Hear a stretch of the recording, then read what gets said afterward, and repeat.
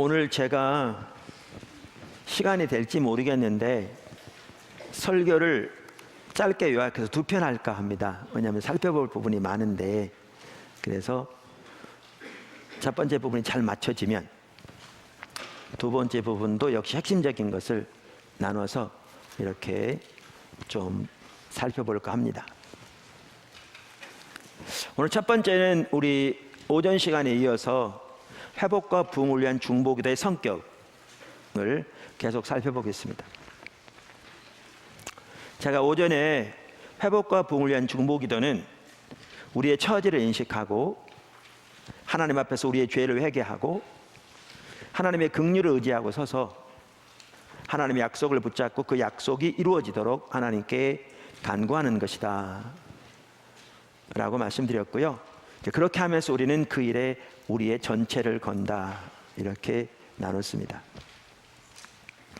그러면서 이제 현실에 대한 인식과 중보기도에 대해서 우리가 살펴봤습니다. 이제 그 나머지 부분들을 살펴보겠습니다. 자, 두 번째, 회복과 부흥을 위한 중보기도는 하나님 앞에서 자신과 교회와 나라의 죄를 회개하는 것입니다. 회복과 부흥을 위한 중보기도는 하나님 앞에서 자신과 교회와 나라의 죄를 회개하는 기도입니다.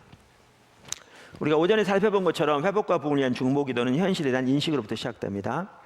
다시 말해서 하나님의 관점에서 자신들의 처지를 깨닫는 것으로부터 시작합니다.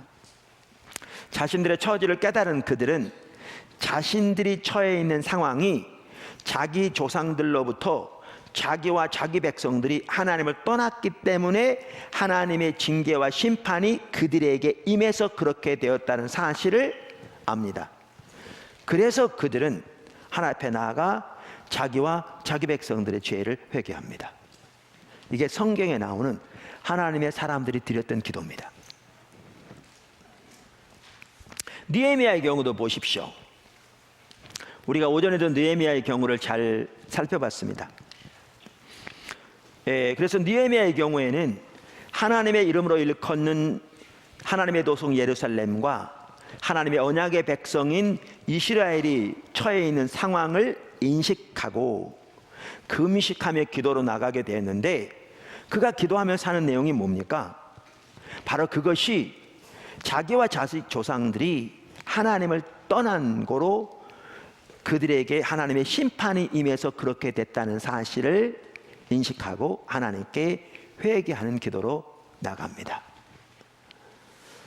그래서 이렇게 기도하죠. 6절, 이제 종이 주의 종들인 이스라엘 자손을 위하여 주야로 기도하오며 우리 이스라엘 자손이 주께 범죄한 죄들을 자복하오니 주는 귀를 기울이시며 눈을 여시사 종의 기도를 들으시옵소서. 나와 내 아버지의 집이 범죄하여 주를 향하여 크게 악을 행하여 주께서 주의 종 모세에게 명령하신 계명과 율례와 규례를 지키지 아니하였나이다. 보십시오. 다니엘의 경우도 똑같습니다. 다니엘의 경우는 성경을 읽다가 그 당시 바벨론 포로로 잡혀가 있는 이스라엘 백성들을 하나님께서 70년 만에 회복시킬 것이라는 하나님의 계획을 깨닫게 된 거잖아요. 그래서 그것이 기도로 나가게 된 계기였잖아요. 그런데 그들이 바벨론 포로로 잡혀온 게 결국 자기 조상들이 하나님을 버린 거로 우상을 숭배하고, 그래서 하나님의 심판을 받아 그 처지에 이르게 된 것을 인식하고 회개로 나가는 거죠. 똑같은 내용입니다. 그래서 이 다니엘서 9장에 보시면 이제 기도로 나가서 5절, 우리는 이미 범죄하여 패역하며 행악하며 반역하여 주의 법도와 규례를 떠나싸우며 우리가 주의 종 선지자들이 주의 이름으로 우리의 왕들과 우리의 고관과 조상들과 온 백성에게 말씀한 것을 듣지 아니하였나이다. 이렇게 쭉 회개하죠. 그래서 우리가 회복과 부흥을 위한 그 기도의 한 부분은 우리가 오늘날 처해 있는 상황이 하나님의 이름으로 일컫는 하나님의 백성들이 하나님의 길을 떠나, 성경적인 용어로 말하면 하나님을 버리고 떠났기 때문에 하나님의 심판이 와서 이렇게 되었다는 사실을 인식하고 하나님 앞에 회개함으로 나가는 것이 중보기도입니다.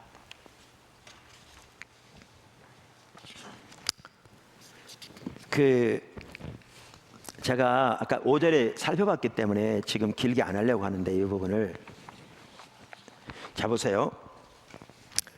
제가 지난번 그 신약의, 그러니까 이사야 하반부에 나오는 신약의 교회를 위한 하나님의 유업, 십자가 복음의 유업이죠. 그걸 지난번 캄프를 살펴보면서 그 베이커 사전을 언급한 적이 있습니다. 그러니까 제가 미국 베이커 출판사에서 나온 그 Encyclopedia of the Bible, 성경 백과사전입니다. 베이커 출판사는 매우 복음적인 출판사고요, 미국의 귀한 주요 출판사 중에 하나입니다. 근데 그 출판사에서 나온 그 사전에 하나님의 임재, Presence of God이라는 그 주제를 넣고 클릭을 했더니 그 하나님의 임재와 관련된 그 자료가 쫙 뜨더라고요. 그러면서 신약의 교회에 대해서 이렇게 써놨더라고요. 이거는 복음주의적인 출판사에서 나온 성경 백과사전에 나온 얘기입니다. 신약에서는 교회가 이제 하나님의 성전을 구성한다. 기독교는 본질적으로 하나님의 임재와 하나님과의 대화의 종교이다. 그리스도의 몸, 즉 산돌들로 이루어진 영적인 성전은, 이게 교회인 거죠, 하나님의 임재와 영광의 창고이고 구약시대 성전보다 무한정 더 위대하다. 구약의 성전은 하나님의 위엄이, 하나님의 그러니까 영광이 지상적인 임재로 머물러 있던 곳이 구약의 성전이거든요. 그런데 신약의 교회는 그거보다 더 무한정 위대한 하나님의 임재와 영광의 창고로 의도된 것이 신약의 교회거든요. 왜냐하면 성경에 보면 신약의 교회가 하나님의 성전이거든요. 근데 오늘날 우리는 신약의 교회가 하나님의 성전이라는, 그리고 거기에 성전은 건물을 의미하는 게 아니라 헬라어가 나오스로서 그 지성소를 의미한다는 교리적인 지식은 가지고 있지만, 실제로 하나님이 의도하신 그 하나님의 영광과 임재가 교회 가운데 전혀 함께하지 않는데도 우리는 그 심각성을 전혀 인식하지 못하는 거죠. 라오디게아 교회처럼 예수님이 문 밖에 계셔 두드리고 계신데, 그리고 오늘날 우리들의 교회의 모습을 보면 정말 하나님 앞에서 그 소중한 것들이, 옥하는 목사님이 돌아가시는 해에 설교할 때 프로그램은 많은데 생명 역사가 거의 없는, 그러면서 한국교회 이렇게 무너지다니, 그게 제목이었거든요. 벌써 10년 이상 전에. 그런 상태인데, 하나님이 의도하신 교회는 이런데 우리는 이게 문제의식조차 없는 거죠. 그런데 중보기는 어디서부터 시작되냐면, 하나님께서 사람들의 마음문을 열어서 하나님이 의도하신 교회가 어떤 것인가를 깨닫게 하시고, 1위가 아니라 1위. 그리고 그 하나님의 기준에 비춰진, 제가 한 예를 들은 겁니다. 기준에 비춰진 오늘날 우리의 현실을 보게 하시는 거죠.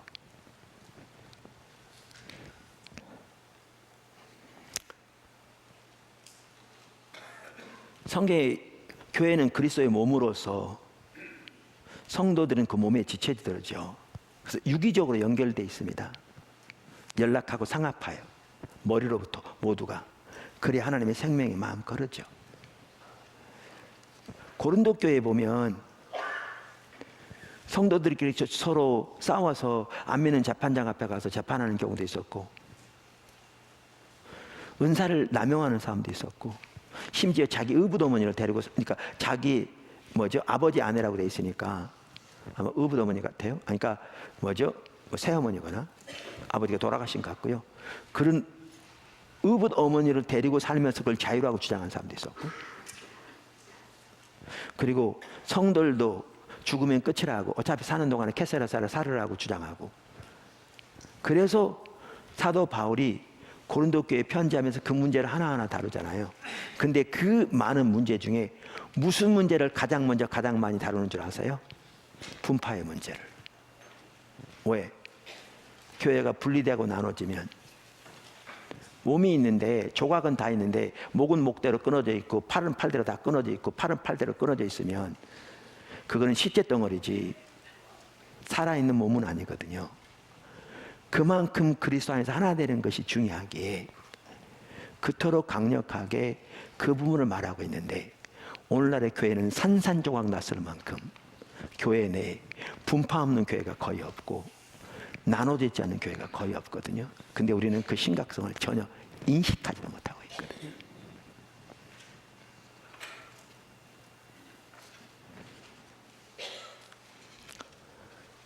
그래서 이런 인식으로부터 시작되는데, 이런 부분들은 뭐 얘기하려면 한없죠. 제가 나누고자 하는 것, 지금 나누는 취지만 알리고자 합니다. 이게 보여지면, 그러니까 하나님이 깨닫게 하신 게 현실을 출발점이라고요. 그럼 여기서 중요한 게 뭐냐면, 보여지면 기도로 나가는 거죠. 중요한 게 뭐냐면요, 지금 제가 말한 걸 가지고 사람들 앞에 내세우면서 교회를 비판하는 사람은 많습니다. 그런데 그것을 가지고 하나님 앞에 기도로 나간 사람은 많지 않습니다. 이게 저는 하나님 앞에서 성령의 조명으로 인식하는 것과 우리의 인간적인 지혜로 소위 깨닫는 표면적인 지식과는 다르다고 표현하는 겁니다. 근데 이렇게 되어진 게 오늘날 교회가 종교적인 의식은 남아있을지 모르지만 철저하게 우리는 하나님의 친밀한 교제에 떠났고, 바리새인처럼 교리적인 지식을 있고 지식이 정통일지 모르지만 성경은 살아계신 인격신 하나님께로 우리를 인도하는 수단인 건데, 그 하나님과의 교제에 철저히 멀어져 있어서 그분의 성품과 의도와 뜻을 알지 못하고, 이 시대를 향하는 그분의 목적을 알지 못하고, 그분의 길을 알지 못하고, 우리는 종교적인 의식만 몇 가지 하는 것이 우리 신앙생활이 되어버렸고, 우리의 삶은 철저하게 세상의 길을 따라 살며 하나님의 목적에는 관심도 없이 그저 자기 목적으로 살아가면서 하나님은 자기 목적은 수단에 불과한 이런 삶을 살고 있는, 이것은 하나님의 관점에서 철저히 하나님을 버리는 것임을, 그래서 그 결과로 이렇게 된 것인 것을 깨닫기 때문에 하나님 앞에 회개함으로 나가는 거죠. 근데 여러분, 이렇습니다. 이게 간단한 얘기 같지만요, 여러분이 직접 해보세요. 우리가 오늘날 처해 있는 이 상황이 보였을 때 하나님 앞에 나아가 이렇게 된 것이, 우리가 금방 말씀드린 대로 종교적인 의식은 남아있을지 모르지만 하나님의 관점에서 철저하게 우리가 하나님을 버린 상태. 우리가 이것은 여러 번 다른 차례에 살펴봤지만 성경에는 아무리 많은 종교적인 의식이 있어도 하나님과 친밀한 교제에 떠나면 하나님을 버린 거라고 표현하거든요. 왜냐하면 하나님과 친밀한 교제에 떠나면 삶은, 행동은 반드시 하나님의 법을 버리게 돼 있거든요. 그러니까 하나님의 길은 철저히 무시하고 버리고 그것이 가려진 채 세상의 방법, 세상의 길을 자기 타락한 육신의 강팍한 마음이 원하는 대로 살아가게 돼 있거든요. 그걸 성경 하나는 버렸다라고 말씀하시거든요. 여러분, 이거 아십니까? 오늘날의 교회에는 우리 기독교의 수준을 거의 불신자 수준으로 낮춰버린 거 아시나요? 살아가는 삶의 목표, 삶의 방식, 삶의 태도, 삶의 자세, 삶의 가치, 이 모든 것들은 안 믿는 사람과 조금도 다를 바가 없는 채 몇 가지 종교적인 의식만 하면 그게 신앙생활이라고 이렇게 만들어버린 게 오늘날 교회인 거 아십니까? 그리고 그 종교적인 의식이 몇 가지 잘하면 집사되고 권사되고 장로되고 이렇게 한 거 아십니까? 우리가 하나님의 말씀이라고 말하는 이 책이 말하는 신앙생활은 전혀 그렇지 않은데,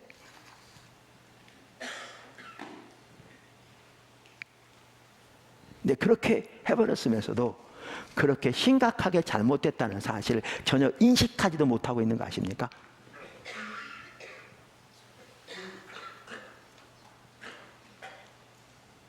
그러니까 교회가 침체되어 있는 건 다 아는데 왜 침체되어 있는지 그 원인을 모르는 게 이 시대인 거 아십니까?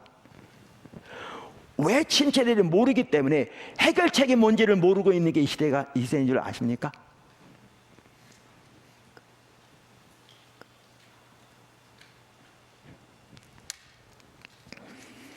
이런 상황에서 우리가 종교적인 의식은 있지만 우리들이 철저하게 하나님의 길을 떠나 하나님의 법을 떠나 성경적인 관점에서 하나님 버렸기 때문에 하나님의 임재만 하더라도 보세요. 이 베이커 출판사는요, 오순절 계통의 출판사가 아닙니다. 복음주의적인 계통의 출판사입니다. 미국을 조금 아시는 분은. 그리고 미국 출판사는요, 자기들의 신학적인 견지가 분명하게 있어서 거기에 맞는 책들을 출판합니다. 그리고 그 인사이클로피디아 오브 더 바이블, 성경 백과사전도 여러 학자들이 이렇게 공조해서, 물론 편집자가 있긴 하지만 하되, 그 복음주의적인 신앙의 견지를 가진 분들이 모아서 이렇게 낸 책입니다. 근데 거기에 기독교는 본질적으로 하나님의 임재와 하나님과의 대화의 종교이다. 이 말에 동의하십니까? 여기 목사님들 계신데 이 말에 아니라고 말씀하신 분 계십니까? 그러면 이 한마디만 하더라도 오늘 한국교회는 얼마나 성경적인 기준에서 멀어 있는지를 보이십니까? 우리 신앙에 대한 이해부터가.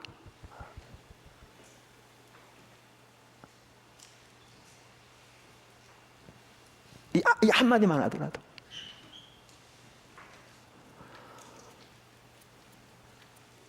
그러면 이게 여러분에게 보여졌다면, 하나님의 관점에서 보여졌다면, 여러분이 하나님 앞에 나아가 기도하되, 우리가 이렇게 된 것이 아까도 말씀드린 대로 우리와, 그러니까 나뿐만 아니라 우리들과 오늘 한국 교회와 우리 조상들이 철저하게 하나님의 길을 떠난 거로 이렇게 된 거잖아요. 교회가 침체되고 하나님의 살아있는 생명 역사는 철저히 거치고 프로그램만 남아있는, 오죽했으면 오카른 목사님이 그분 보기에도 교회 이렇게 무너지다니라고 제목을 써놓고, 근데 지금 사랑하는 교회는 심각하게 됐습니다.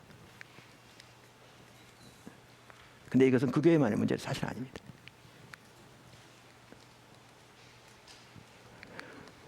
이렇게 되었다면 제가 말하고자 하는 이겁니다.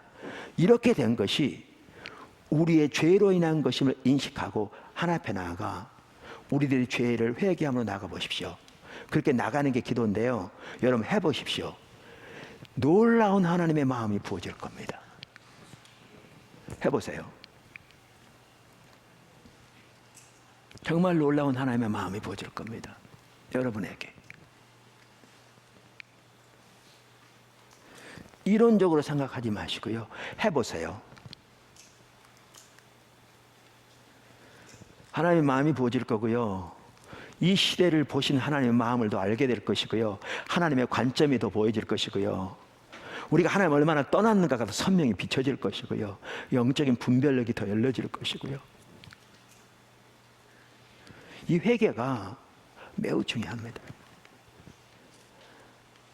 왜냐하면 성경 자체가 우리에게 말하기를, 이사야서 57장 15절, 지극히 존귀하며 영원히 거하시며 거룩하다 이름하는 이가 이와 같이 말씀하시되, 내가 높고 거룩한 곳에 있으며 또한 통회하고 마음이 겸손한 자와 함께 있나니, 이는 겸손한 자의 영을 소생시키며 통회하는 자의 마음을 소생시키려 함이라. 성경대로 하나의 말씀입니다. 해보십시오. 그러므로 우리가 말하는 회복과 부흥을 위한 중보기도의 중요한 한 부분이 뭐냐 하면, 우리가 하나님을 떠나 우리의 현실이 인식되어졌을 때, 그것이 우리와 우리 조상들과 우리 민족과 이름이 한국교회가 하나님을 떠난 거로 이 결과가 오게 된 것을 깨닫고 우리의 죄를 하나님 앞에 회개함으로 나가는 것입니다. 그리고 그것이 매우 중요합니다. 그래서 여기 한 가지 중요한 게 있습니다. 그게 저는 글쎄 그걸 뭐라고 표현해야 몰라서 동일시의 중요성 그랬는데, 글쎄 여러분 잘 아시잖아요. 좋은 용어가 있으면 저한테 알려주세요. 자, 제가 말하는 게 뭐냐면 동일시의 중요성인데, 다니엘이건 느헤미야건 훌륭한 사람들이었거든요. 자 보세요. 다니엘 어렸을 때부터 훌륭한 지도자라 자질을 갖추고 있었어요. 그러니까 그 당시 남방 유다가 바벨론에 세 차례 침공받은 거잖아요. 첫 번째 침공이 서기전 605년 있었어요. 그 1차 침공에서 일부 사람들이 포로로 잡혀갔는데 그때 포로로 잡혀간 사람 중에 하나가 다니엘이에요. 그 친구들. 그런데 다니엘은 그곳에서 바벨론 왕이 인재 양성을 위해 세운 특수학교에 입학했잖아요. 뽑힌 거잖아요. 그래서 왕이 먹는 것과 똑같은 음식을 먹고 당대 석학들로부터 다양한 분야에서 교육을 받았죠. 그리고 그 학교를 졸업하면 그는 국가의 주요 기관에 공채되어 여러 가지 연수를 통해 지도자 훈련을 받고 중요한 직책의 책임자로 등용되게 돼 있었거든요. 출세가 보장된 자리에 있었죠. 그런데 다니엘은 그 어린 나이에 그 당시 모든 고기가 우상에게 드려진 다음에 잡혀서 우상에게 드려진 제물로 몸을 더럽히지 않기 위해 그 당시에로 그걸 거절하잖아요. 이거는요, 그의 앞에 모든 것들을 다 포기하는 그러한 것이 포함되어 있는 내용이잖아요. 그 어린 나이에. 사실 근데 그 교육을 집에서 받았겠죠. 왜냐하면 학교는 이방 학교였으니까. 그러니까 이때부터 사실 다니엘은 귀한 지도자적인 자질이 있었어요. 뿐만 아니라 총리가 심지어 된 후에도 우리가 잘 알듯이 다니엘을 시기하는 고관들이 다니엘을 멸망시키려고 그를 고발할 근거를 찾았으나 어떠한 근거나 허물도 찾지 못하자 다니엘이 하루에 3번씩 하나님께 기도한 사실을 깨닫고 다리오 왕에게 아부하여 왕으로 하여금 30일 동안 왕에는 어떤 신에게도 기도하지 못하도록 하는 칙령을 내리게 만들잖아요. 그리고 그 명을 어길 경우 그 사람이 누구든지 사자굴에 산채로 던지도록 했잖아요. 근데 그것을 알고도 다니엘은 쉬지 않고 하나님께 기도했잖아요. 근데 이 다니엘이 기도한 내용이 뭔지 아세요? 하나님, 저들이 잘못했습니다. 그렇게 안 했어요. 반복적으로 그는 말하기를 하나님, 우리가 죄를 지었습니다. 그렇게 말했어요. 5장 5절, 6절, 8절, 9절, 10절, 11절 등 5절과 6절을 보면요, 우리는 이미 범죄하여 패역하며 행악하며 반역하여 주의 법도와 규례를 떠났사오며 우리가 또 주의 종 선지자들이 주의 이름으로 우리의 왕들과 우리의 고관과 조상들과 온 백성에게 말씀하신 것을 듣지 아니하나이다. 8절 주여 수치가 우리에게 돌아오고 우리의 왕들과 우리의 고관과 조상들에게 돌아온 것은 우리가 주께 범죄하였습니다마는 느헤미야도 보십시오. 느헤미야는 이방의 대국에서 노예의 자식으로 태어났을지 모르지만 왕의 수를 맡은 관원으로서 연회시 왕을 직접 아련할 수 있는 자리에까지 오른 소위 출세한 사람이잖아요. 그런데 그는 그 모든 것을 예루살렘 중건을 위해 기꺼이 포기할 만큼 하나님 앞에 신실한 자였잖아요. 근데 그가 기도한 내용을 보셨어요? 6절 이제 종이 주의 종들인 이스라엘 자손을 위하여 주야로 기도하오며 우리 이스라엘 자손이 주께 범죄한 죄를 자복하오니 주는 귀를 기울이시며 눈을 여시사 종의 기도를 들으시옵소서. 잘 들으십시오. 나와 내 아버지의 집이 범죄하여. 이게 참 중요하더라고요. 이게 사실 오늘날 자신들의 모습은 전혀 보지 못한 채 다른 목회자들과 성도들과 교회 리더들과 교회에 대해서 더 나아가 일반적인 오늘날의 교회의 모습에 대해서 온갖 비판을 일삼는 목회자들과 성도들이 적지 않습니다. 근데 다 나름대로 이유를 가지고 있고 또 그 비판에 대한 일부 정당한 근거가 있을지 모르지만 그것은 하나님 앞에서 자기의 처지를 전혀 인식하지 못한 자세입니다. 나중에 나올 텐데요, 이 자세는 하나님 앞에 올바른 중보기도자라 설 수 없습니다. 여기 목사님들 많이 계신데 교회에서 목사님 부부를 위한 중보기도자들을 세울 필요가 있습니다. 왜냐하면 앞장설수록 공격을 많이 받잖아요. 포도나무교회도요, 담임 목사 중보기도위원회가 있습니다. 그들은 시간대별로 나눠서 한 시간대도 여러 명이 하는 일은 저를 위해 기도하는 겁니다. 뭐 이런 얘기 많이 들어보셨잖아요. 과거에 하나님 귀하게 쓰신 사람들, 그들이 설교할 때 어떻게 그들을 위해 그 목회자 기도 이런 거 많이 나오잖아요. 근데 어떨 때는 이걸 느끼겠더라고요. 성도들이 저를 위해서 열심히 기도하면요, 제가 느껴요. 어떻게 느끼냐면 제가 하는 거 상관없이 하나님이 함께 하세요. 그런 것 같아요. 근데 성도들이 기도를 소홀히 하면 그것도 느껴요. 정말 힘들어요. 정말 힘들어요. 근데 저는 그 중보 기도자들 속에 저가 아니라도 일반적으로 목회자들에서 부정적인 시각과 왜곡된 시각을 가지고 있는 사람들을 넣지 말기를 원합니다. 왜? 그 자세를 기도하는 거요, 기도하는 게 아니고 저주하는 겁니다. 저는 중보 기도를 합시고 기도의 형태를 빌어서 목회자들이나 성도나 교회에 대해서 온갖 저주에 가까운 말을 쏟아내는 사람들을 종종 보았습니다. 차라리 입 다무는 게 낫습니다. 다니엘을 보십시오. 느헤미야 보십시오. 여러분은 모르겠지만 나 같은 사람하고는 비교도 할 수 없을 만큼 훌륭한 사람들입니다. 근데 그들이 기도한 내용을 보십시오. 이게 중요합니다. 이 자세가. 왜냐하면 하나님 앞에서 우리는 한 몸이거든요. 여러분이 좀 잘하고 제가 좀 못하고 도찐개ጭ입니다. 하나님 앞에서.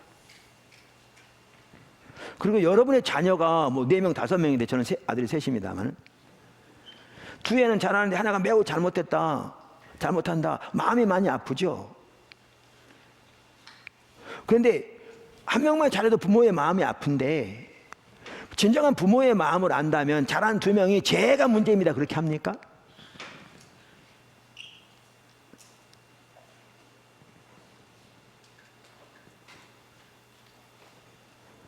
그래서 여기 다니엘이건 느헤미야건 이렇게 나갔던 게 그들이 하나님 앞에서 올바른 가치관을 가지고 관점을 가지고 있는 자들이죠. 하나님의 마음을 안 자들이죠. 아까 제가 말씀드렸잖아요. 여러분이 실제로 오늘날 우리의 현실이 보여졌을 때 하나님의 은혜를 구하여 나가되 우리의 죄로 인해서 그렇게 된 걸 인식하고 나와 나의 집, 오늘날의 우리가 하나님 앞에서 범죄하여 이렇게 된 걸 인식하고 하나님 앞에 회개로 나가보세요. 얼마나 하나님의 마음이 부어지나.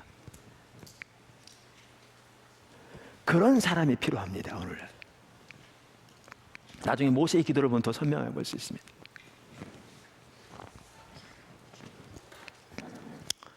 세 번째, 회복과 부흥을 위한 중보 기도는 하나님의 긍휼을 의지하여 서는 기도입니다.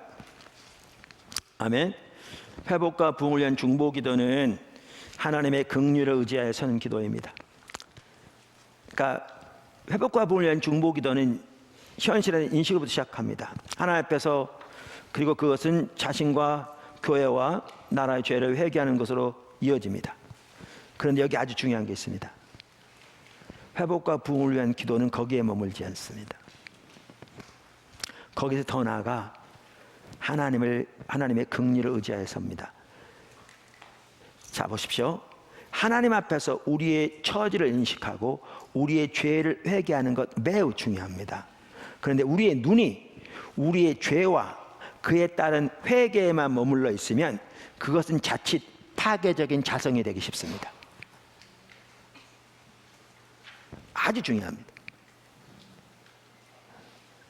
우리는 거기서 더 나아가 우리 자신에서 눈을 떼어 하나님의 긍휼을 바라보아야 합니다.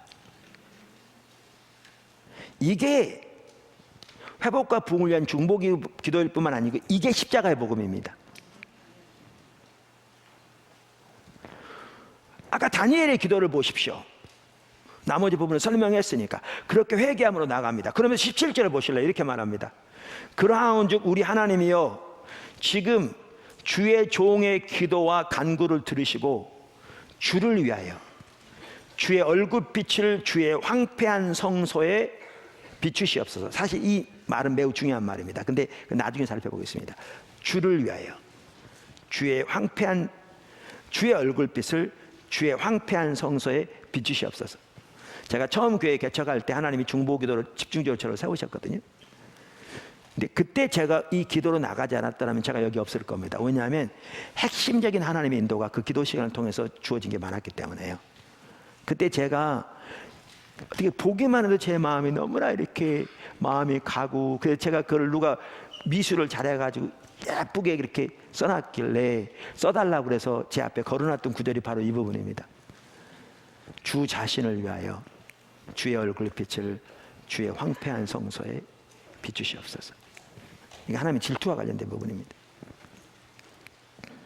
그 부분을 제가 꼭 살펴볼 겁니다. 여기서. 왜냐하면 너무 중요한 부분입니다. 중보기도와 관련해서 너무 중요한 부분이고요. 하나님의 비전과 관련해서 너무나 중요한 부분이고요. 리더들에게 너무나 중요한 부분이고요. 오늘날 그런 사람이 정말 필요합니다. 자, 그럼 보십시오. 나의 하나님이여 귀를 기울여 들으시며 눈을 떠서 우리의 황폐한 상황과 주의 이름으로 일컫는 성을 보옵소서. 바로 이거죠. 똑같은 내용이죠. 느헤미야처럼. 우리가 주 앞에서 간구하는 것은 이제 보십시오. 우리의 공의를 의지하여 하는 것이 아니요 주의 큰 긍휼을 의지하여 함이니이다. 주여 들으소서, 주여 용서하소서, 주여 귀를 기울이시고 행하소서, 지체하지 마소서. 나의 하나님이여 주 자신을 위하여 하시옵소서. 이는 주의 성과 주의 백성이 주의 이름으로 일컫는 바 됨이니이다. 제가 이게 십자가 복음이라고 했잖아요. 무슨 말이냐? 예수 그리스도의 의를 의지하려면요, 뭐가 전제돼야 되냐면 우리 속에 우리가 의지하고 하나님 앞에 나아갈 어떠한 선한 것도 없는 게 선명히 보여져야 합니다. 이게 보여지지 않으면 말로는 믿음으로 말미암은 의를 의지한다고 하지만 다 자기 자신의 노력과 자기 자신의 선함 의지에 갑니다. 그게 율법주의입니다. 너무나 타락한 겁니다.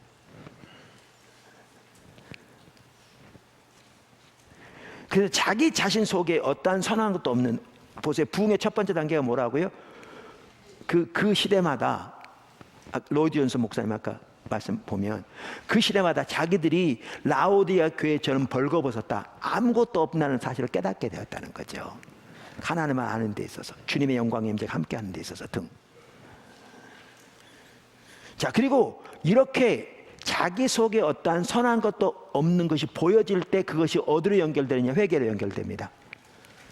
국가를 위한 회개로 연결되기도 하지만 가장 먼저 자기 자신을 위한 회개로 연결됩니다. 사실 현실을 인식하는 것이 우리 개인의 회개로 연결됩니다. 그래서 스스로 겸비하고 기도하고 하나님의 얼굴을 구하고 그 악한 길에 돌이키는 것으로 나가게 되는 거죠. 그런데 문제는 뭐냐면, 그러니까 그 전에 이렇게 우리의 처지를 인식하지 못하면 회복과 부흥과 변화에 어떠한 소망도 없습니다. 근데 문제는 거기만 머물러 있으면 그것 또한 자기의입니다. 어떤 사람은 그걸 즐기는 사람이 있습니다. 어떤 사람은요, 하나님의 길을 따라 행하지 못하는 것을, 자기 속에 어떠한 선한 것도 없다는 것을 탄식하는 것으로 그 죄책감을 대신하려고 하는 사람들이 있습니다. 너무너무 타락한 겁니다. 교묘한 거죠. 자기의입니다. 결국 자기 자신을 의지하는 거죠. 심지어 어떤 교회, 포도나무교도 초기에 그랬었는데, 아니 포도나무교보다는, 포도나무교도 그랬나? 제가 전번에 섬기던, 포도나무교 그랬네요. 어떨 때는요, 성도들이 강한 메시지를 듣기를 원합니다. 그래서 메시지를 통해 다시 말하면 많이 맞기를 원해요. 안 그런 반대도 있는데요. 그런 사람도 있어요. 왜 그렇게 한 줄 아십니까? 하나님 뜻대로 살지 못하는 것을 말씀을 통해서 강력하게 책망받은 것으로 대신하려고 하는 겁니다.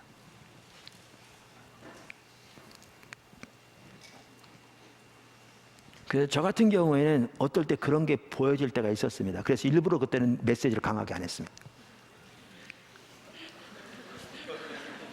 일부러. 그러니까 이게 교묘한 거죠. 교묘한 거죠.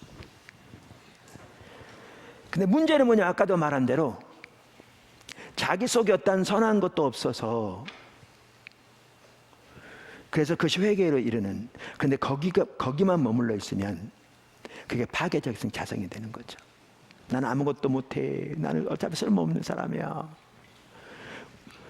우리 속에 아무것도 선한 게 없기 때문에 예수 그리스도가 우리의 의가 되신다는 사실을 인식해야 되거든요. 이게 복음이거든요.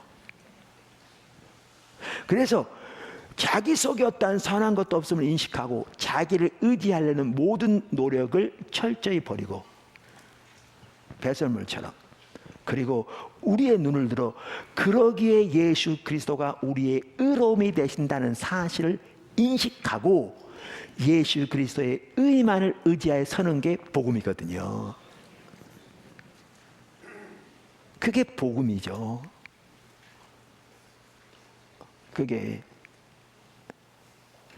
그렇게 나가듯이 기도에 있어서도 마찬가지입니다. 원래 이렇게 된 것이 우리의 죄로 인한 것을 회개하되 여기만 머물러 있으면 파괴적인 자성이 돼요. 제가 포도나무 교회에서 여태까지 2번 그걸 경험했고요. 최근에 성도 중에 한 분이 그런 게 있어서 제가 제 아내한테 말했습니다. 그분에게 개인적으로 접촉해서 그분을 좀 잘 인도해 주라. 그러니까 정신이 약한 분들이 오면 더 도지는 경우가 있어요. 겉으로 보기에는 한 청년만 하더라도 정말 사모하는 것 같아요. 막 기도할 때마다 막 와서 엎드려서 기도하고 막 그러는 건데, 문제는 뭐냐면 그 청년도 정치로 약한 사람이에요. 그래서 약을 먹고 있었어요. 그래서 여기 왔는데 심해진 거죠. 그러니까 보호자가 데리러 왔어요. 데리러 와서 딱 하는 말이 뭔 말인지 아세요? 그분 한번 딱 설교 듣고, 이 교회는 긴장감이 있군요 그러더라고요.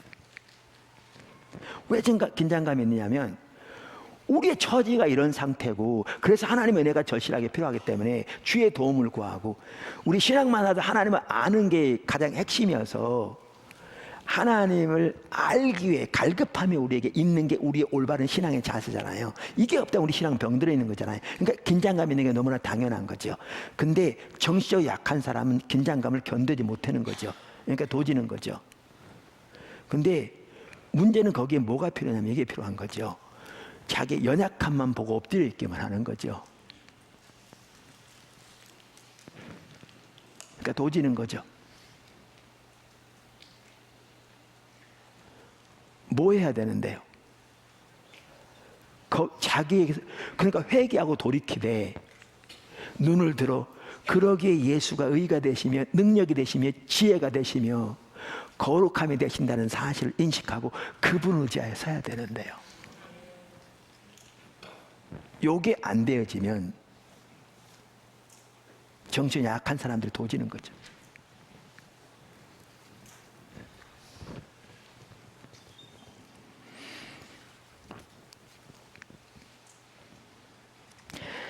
그래서 다니엘을 보십시오. 이스라엘 백성들의 죄를 회개하되 거길도 머물지 않습니다. 하나님, 제가 지금 하나님께 기도하는 것은 우리의 의를 의지하여 구하는 것이 아닙니다. 우리의 의는 걸레 같아서 주님 앞에 의지할 것이 아무것도 없습니다. 우리는 범죄의 임의를 향하여 아버지 하나님을 떠나 우리가 오늘 이러한 상황에 싸우나 우리는 주의 긍휼을 의지하여 섭니다. 주님의 자비를 의지하여 섭니다. 우리는 주님의 이름으로 일컫는 주의 백성임을 기억합소서. 이렇게 나가는 거죠. 눈을 들어 하나님의 자비하심과 하나님의 긍휼하심을 봅니다. 이게 핵심입니다. 이게 핵심입니다. 이게 복음입니다. 할렐루야. 그러면서 기도하는 게 그런 거죠. 우리는 주의 이름을 끄는 주의 백성, 오늘날로 말하면 예수님의 피로 값주고 사신 주의 교회이오니 주 자신을 위하여 주의 황폐한 성소에 주의 얼굴빛을 비추시옵소서. 우리는 주의 이름으로 일컫는 주의 백성임을 기억하옵소서 라고 하나 앞에 서는 거죠.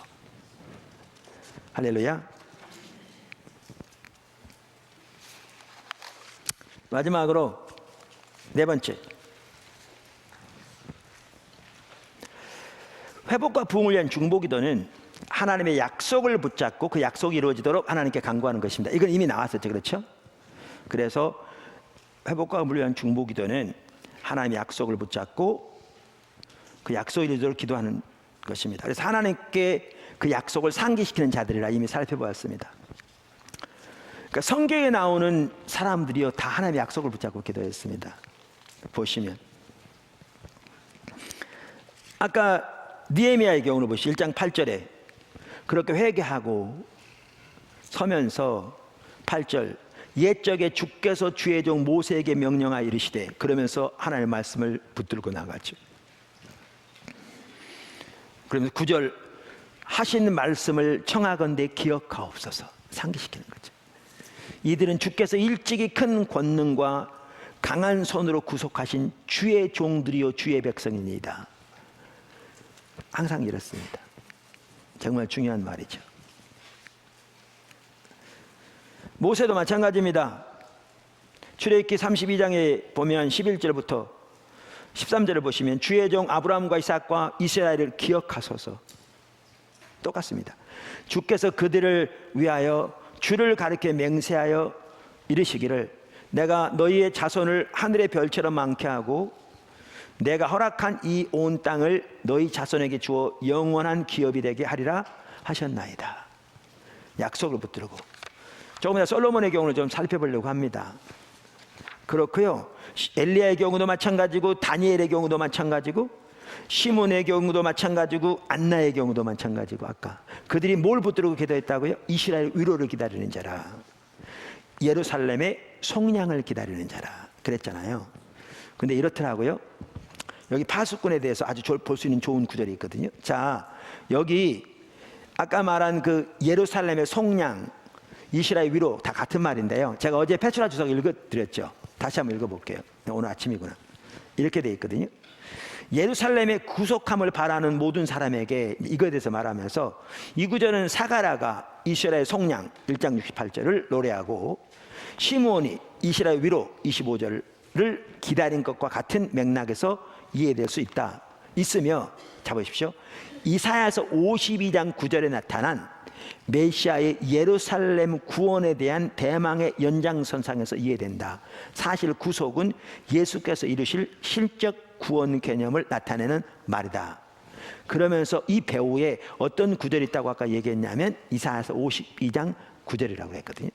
자, 그럼 여러분들이 이런 걸 혹시 주석에 찾으면요, 이사야서 52장을 한번 찾아보는 게 좋아요. 자, 그럼 이사야서 52장 7절을 보시면 이렇게 돼 있어요. 좋은 소식을 전하며 평화를 공포하며 복된 소식을 가져오며 구원을 공포하며 시온을 향하여 이르기를 내 하나님이 통치하신다 하는 자의 산을 넘는 발이 어찌 그리 아름다운고. 이거요, 가장 먼저 바벨론 포로로 잡혀가 있는 그들을 회복시킬 것에 대한 하나님의 약속을 말하는 겁니다. 더 나아가 뭐라고요? 예수님을 통한 구속을 말하는 겁니다. 더 나아가서 뭐라고요? 신약의 교회의 회복을 말하는 거기도 합니다. 그 하나님이 하실 일, 행하고 계실 그 회복의 역사를 나누는 것에 대해서 말합니다. 그러면서 그러니까 오늘 복음 전하는 게 당연히 포함되죠.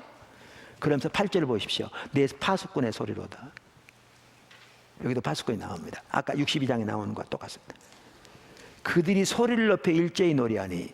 왜? 파수꾼이 여기에서 적의 동태와 전령이 오는 것을 보살피는 자거든요. 그러니까 저들이 회복되어 돌아올 때 제일 먼저 누가 볼 걸 말합니까? 파수꾼이 볼 걸 말하는 거죠. 그러면서 기뻐할 거라고 말했죠. 노래할 거라. 파수꾼의 소리로다. 그들이 일제히 소리를 옆에 일제히 노래하니 이는 여호와께서 시온으로 돌아오실 때 그들의 눈이 마주 보리로다. 가장 먼저 뭘 말하는 거라고요? 아까 바벨론 포로에 돌아올 것. 근데 여기는 뭐에 대한 것도 있다고요? 예수님. 그래서 아까 보세요. 시몬이 파수꾼이었잖아요. 안나가 메시아가 오셨을 때 누가 그들을 본 줄 아세요? 제일 먼저? 파수꾼이었던 그들이 봤어요. 여기에 성경대로 이들이 그 이스라엘 위로를 기다리는 자들이었어요. 사실 그렇기 때문에요, 이 지금 우리가 살펴보고 있는 이 중보기도와 하나님의 인도는 밀접한 관계가 있어요. 제가 그래서 회복과 복을 위한 중보기도 하나님의 인도에 대해서 이렇게 한 세션을 준비를 해놨는데 제가 이 시간을 할 수 있을지는 모르겠어요. 보세요. 성령이 함께 하시는 거잖아요. 이스라엘 위로를 기다리는 자들인데 하나님의 약속을 주셨고 말씀을 통해 약속을 깨닫게 하시고 밤낮으로 기도했는데 하나님의 그 이루어졌을 때 그걸 가장 먼저 목도한 자들이 그들이었잖아요. 성경대로 기뻐 노래하니 하나님의 그 이르실 때 파수꾼의 눈이 마주 보리로다.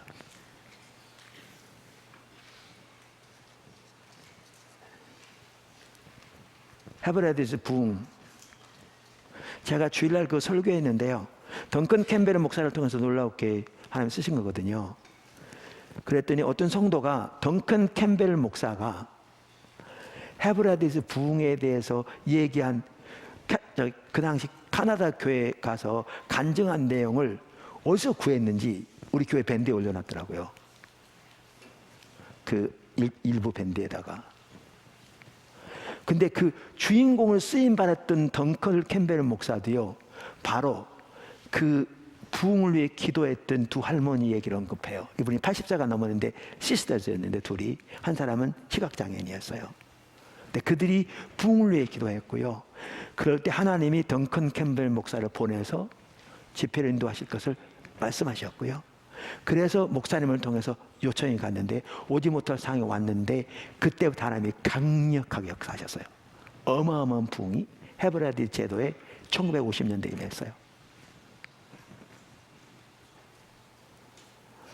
파수꾼이 하나님이 일하실 때 마주 보리로다.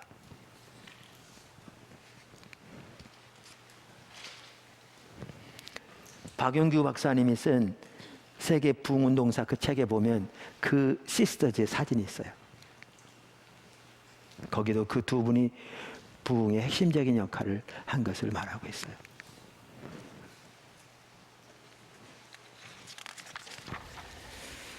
그래서 하나님의 약속을 붙들고 이렇게 기도하는 겁니다. 아멘. 그래서 중보기도는요, 이렇게 우리의 처지를 인식하고 하나님 앞에서 우리의 죄를 회개하고 하나님의 긍휼을 의지하고 서서 이제 여기 하나님의 질투가 같이 갑니다. 여기 하나님의 약속을 붙잡고 그 약속이 이루어지도록 하나님께 간구하는 기도이고, 그렇게 하면서 우리는 그 일에 우리의 전체를 겁니다. 할렐루야. 근데 제가 그 시간 많이 되긴 했는데 아까 나눈 시간이 많아서 뭐를 좀 살펴보려고 하느냐 하면요, 여기 아주 중요한 게 뭐냐 하면 신앙의 본질과 하나님의 약속의 관계입니다. 왜냐하면 약속을 붙들고 기도하는 거거든요. 그러면서 여기에 우리가 중보기도로 나가되 하나의 매우 중요한 모델이 누구냐 하면 솔로몬 초기의 기도입니다. 솔로몬 초기의 그 예입니다. 그래서 그 부분을 좀 살펴보려고 합니다. 그리고 그게 지금 우리들에게 매우 중요한 예입니다. 매우 중요한 예입니다. 그래서 사실 한 타임에 살펴봐야 되는데 제가 다음 주에 한번 살펴볼까 하고 있습니다만, 그때는 또 우리 흔히 말하는 평신도들 많이 오기 때문에 우리가 그 용어를 안 쓰려고 하죠. 가능하면 성경적이 아니라. 자, 그래서 회복과 부흥을 위한 중보기도와 신앙의 본질 살펴보려고 합니다. 왜 이 부분을 살펴보느냐 하면요, 우리가 살펴보는 회복과 부흥을 위한 중보기도는 하나님의 약속과 밀접한 관계가 있습니다. 그러니까 이 기도 자체가 우리가 살펴본 대로 하나님의 약속을 붙잡고 그 약속이 이루어질 때까지 하나님께 그 약속을 지속적으로 간절하게 상기시키는 기도거든요. 그런데 하나님의 약속이 우리 가운데 성취되기 위해서는 우리가 철저하게 신앙의 본질 가운데 서야 합니다. 그래서 이 부분이 중요합니다. 이 부분이 중요합니다. 상세히 살펴보려면 시간이 많이 걸려서 이번에 또 처음 오신 분도 있고 최근에 오신 분도 있어서 제가 간단히 살펴보면 다 이해하지 못하겠지만, 그러나 그분들을 위해서 상세히 하려면 너무나 시간이 많이 걸리기 때문에 제가 요점만 간단히 살펴보고 특별히 솔로몬의 기도를 좀 이렇게 살펴보려고 합니다.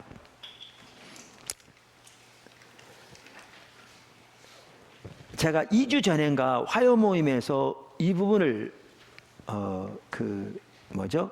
이와 비슷한 부분을 설교한 적이 있어서 혹시 잘 모르신 분들은 세물교 선교 홈페이지 들어가면 2주 전에 화요몸에 설교했던 내용이 올라가 있을 거니까 그거를 혹시 들으시면 좀 이해가 되실 줄 믿습니다. 자, 그럼 첫째, 하나님의 약속이 우리 가운데 성취되기 위해서 우리가 해야 할 가장 중요한 일은 우리가 신앙의 본질 가운데 행하는 것입니다. 그러니까 신앙의 본질은 무엇보다 하나님의 친밀한 교제입니다. 하나님의 친밀한 교제는 하나님을 아는 것, 우리의 존재를 다 하나님을 사랑하는 것입니다. 그리고 그와 같이 가는 것이 하나님의 행하심을 보고 그 시를 향한 하나님의 목적을 보고 하나님의 뜻을 깨닫고 그 일에 온 사람을 동참하는 것입니다. 여기에 전적인 순종과 온전한 신뢰가 필수입니다. 그리고 당연히 여기에는 하나님의 길로 향하는 삶이 포함되죠. 하나님 중심적인 삶. 이게 신앙의 본질입니다. 이게 신앙의 핵심입니다. 그래서 하나님의 약속이 우리 가운데 성취되기 위해서는 무엇보다 우리가 신앙의 본질 가운데 행해야 합니다. 성경 전체를 볼 때 이게 명확합니다. 할렐루야.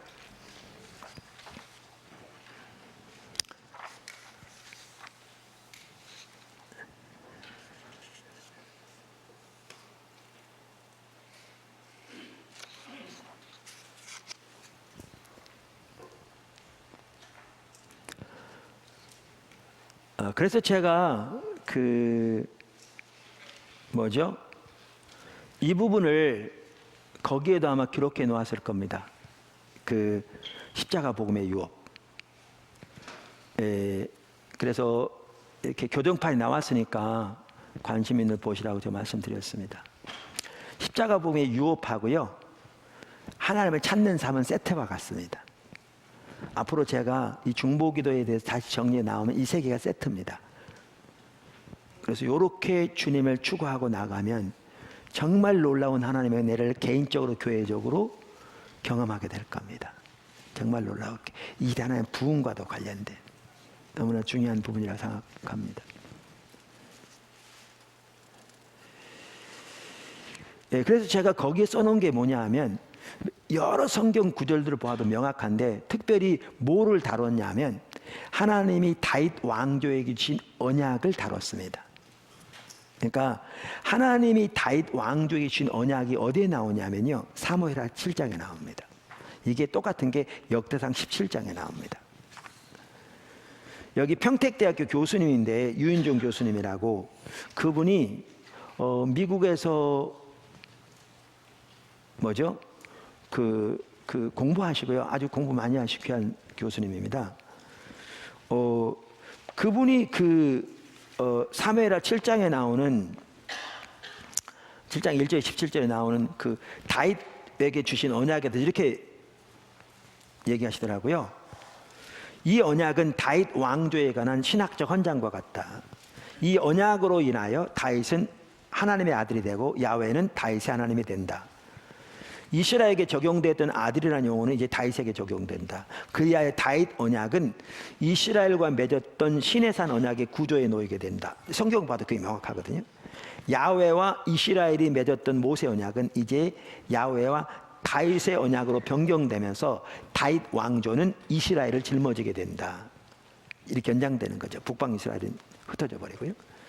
그러면서 이스라엘 운명은 다윗 왕조의 운명과 같다.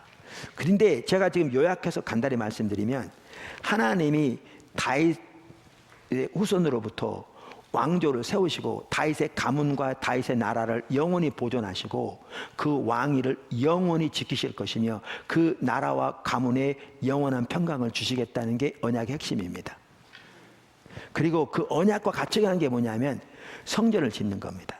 사실 다윗이 성전을 지으려고 했는데 하나님이 피를 많이 흘렸다고 짓지 말라고 하시면서 이 언약을 주신 겁니다. 그러면서 솔로몬을 통해 지어질 거라 말하죠. 그러면서 그 언약에 포함된 내용이 뭐냐 하면 이 세워질 성전에 하나님을 영원히 두시고 하나님의 눈과 귀가 거기에 영원히 머물고 거기에서 드리는 모든 기도를 응답하시겠다는 게 언약 속에 포함된 겁니다. 이게 다윗 왕조에 계신 언약입니다. 제가 지금 요약해서 시간 아끼기 위해서. 근데 이 언약이 이스라엘 백성들이 아무렇게 살아도 성취된다는 말이 전혀 아닙니다.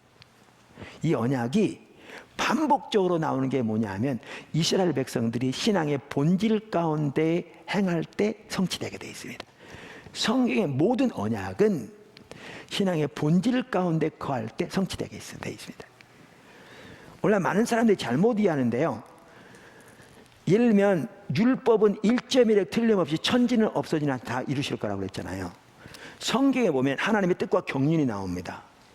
이 하나님의 뜻과 계획과 경륜은 천지는 없어지더라도 1.1에 틀림없이 반드시 다 이루십니다. 그런데 이 하나님의 뜻과 경륜을 이루시기 위해서 하나님 사람들을 부르십니다. 아브라함을 부르시고 모세를 부르시고 사울을 부르시고 다윗을 부르시고 이스라엘 백성들을 부르시고 부르십니다. 이렇게 바울을 부르시고 베드로를 부르시고 그리고 이들을 부르시면서 약속을 주십니다. 근데 이 약속은 이들이 신앙의 본질 가운데 거할 때 성취됩니다. 이게 너무나 중요합니다. 이 약속은 이들이 신앙의 본질에 떠나면 그게 성경에 하나님 버린 겁니다. 아무리 종교적 의식이 많아도. 이걸 제가 설명할 시간이 없습니다. 여러 차례 말해요. 그러면 이 약속이 거두어집니다. 이 약속이 거두어집니다. 그런데 이제 여기에 같이 나오는 게 뭐냐면 거짓의 문제입니다. 거짓의 문제. 그게 뭐냐면 이거였습니다. 그 사무엘상 4장을 보시면 이스라엘과 블레셋이 전쟁이 있었습니다. 지난 컨퍼런스 때 어떤 얘기했을지 모르는데 제가 자주 얘기합니다. 자, 4장 1절 중반절. 이스라엘은 나가서 블레셋 사람들과 싸우려고 에베네셀 곁에 진치고 블레셋 사람들은 아벡에 진쳤더니 블레셋 사람들이 이스라엘에 대해 전열을 벌이니라. 그 둘이 싸우다가 이스라엘이 블레셋 사람들 앞에 패하여 그들에게 전쟁에 죽임을 당한 군사가 4,000명 가량이라. 엄청나게 많이 죽었죠. 백성이 진영으로 돌아오매 이스라엘 장로들이 이르되 여호와께서 어찌하여 오늘 블레셋 사람들 앞에 우리에게 오늘 블레셋 사람들 앞에 패하게 하셨는고 여호와의 언약궤를 실로에서 우리에게로 가져다가 우리 중에 있게 하여 그것을 우리 원수들의 손에서 구원하게 하자니. 자, 이 구절 설명하기 전에요. 신명기 20장을 보십시오. 제목에 보면 적군과 싸우려 할 때 이렇게 되어 있습니다. 이게 율법에 나온 하나님의 약속입니다. 내가 나가서 적군과 싸우려 할 때 말과 병거와 백성이 너보다 많음을 볼지라도 그들을 두려워하지 말라. 애굽 땅에서 너를 인도하여 내신 네 하나님 여호와께서 너와 함께 하시느니라. 너희가 가서 싸울 곳에 가까이 가면 제사장은 백성에게 나아가서 고하여 그들에게 말하 이르기를 이스라엘아 들으라. 너희가 오늘 너희의 대적과 싸우려고 나왔으니 마음에 겁내지 말며 두려워하지 말며 떨지 말며 그들로 말미암아 놀라지 말라. 너희 하나님 여호와는 너희와 함께 행하시며 너희를 위하여 너희 적군과 싸우시고 구원하실 것이라 할 것이며. 그러니까 보시면요, 전쟁에 나갈 때 하나님이 놀라운 약속을 주셨는데 아무리 병거와 군사가 많을지라도 두려워하지 말라. 애굽에서 그 놀라운 능력으로 너희를 인도하신 하나님이 너희를 위하여 싸우실 것이라 이렇게 약속하셨어요. 근데 진 겁니다. 그날. 근데 졌어요. 이방인들에게. 그러니까 장로들이, 그러니까 리더들이 사실 전체가 다 왜 졌는지를 모르는 거죠. 근데 문제는 이겁니다. 그 당시는 사무엘상 2장 12절 30절을 보아도 아시듯이 하나님을 버린 시대죠. 본인들은 하나님 버렸다는 사실을 모릅니다. 왜? 종교적인 의식을 하고 있으니까. 근데 그들은 하나님을 알지 못했다고 돼 있어요. 하나님과 친밀한 교제에 떠났단 말이에요. 그러니까 엘리 아들들이 그랬고 엘리가 그랬던 것처럼 종교적인 의식은 있었지만 삶은 철저하게 하나님의 법을 버린 상태였습니다. 하나님께들이 예배를 짓밟고 음란한 행위를 하고 성전에서, 그래서 하나님의 법을 버린 상태죠. 그러니까 실제로 하나님 버린 시대입니다. 성경에서 아무리 종교적인 의식이 많아도 신앙의 본질에 떠난 것을 하나님 버렸다고 그러십니다. 그래서 이사야 시대 하나님 버렸다고 그랬고 예레미 시대 하나님 버렸다고 그랬고. 왜냐하면 그러니까 바리새인 하나님 버린 겁니다. 성경에 보면 정확하게. 아무리 종교적인 의식이 많아도 신앙의 본질에 떠나면 삶은 하나님의 법을 버리게 돼 있으니까. 그러니까 하나님을 버리니까 약속이 거두어진 겁니다. 그러니까 전쟁에 나갈 때 이렇게 승리를 주실 거라고 어마어마한 약속을 주셨는데 당연히 제사장들이 선포했겠죠. 여러분 전쟁 나갈 때 상황을 생각해 보십시오.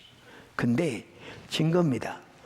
왜 졌냐면 하나님의 모든 약속은 하나님의 백성이 신앙의 본질 가운데 행할 때 그게 성취되게 돼 있습니다. 신앙의 본질에 떠나면 그게 하나님 버린 거기 때문에 하나님의 약속이 거두어지게 돼 있습니다. 그러면 여기서 대두되는 게 무슨 문제냐면 거짓의 문제입니다.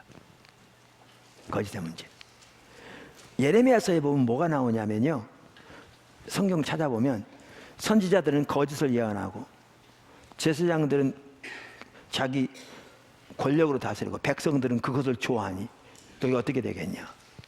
선지자, 제사장, 율법사, 서기관 할 것 없이 다 거짓을 말하고 백성들은 그것을 고집하고 하나님께 돌아오기를 거절했다고 그랬어요. 그런데 거기서 말하는 거짓이 뭔지 아십니까? 여기 예레미야 6장에 이렇게 나오거든요.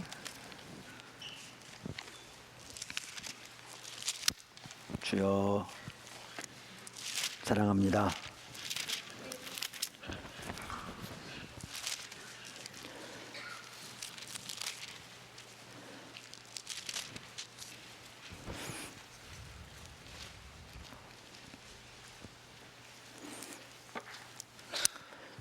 사실 5장 31절도 보십시오. 선지자들은 거짓을 예언하며 제사장들은 자기 권력으로 다스리며 내 백성은 그것을 좋게 여기니 너희가 마지막에는 어찌하려느냐.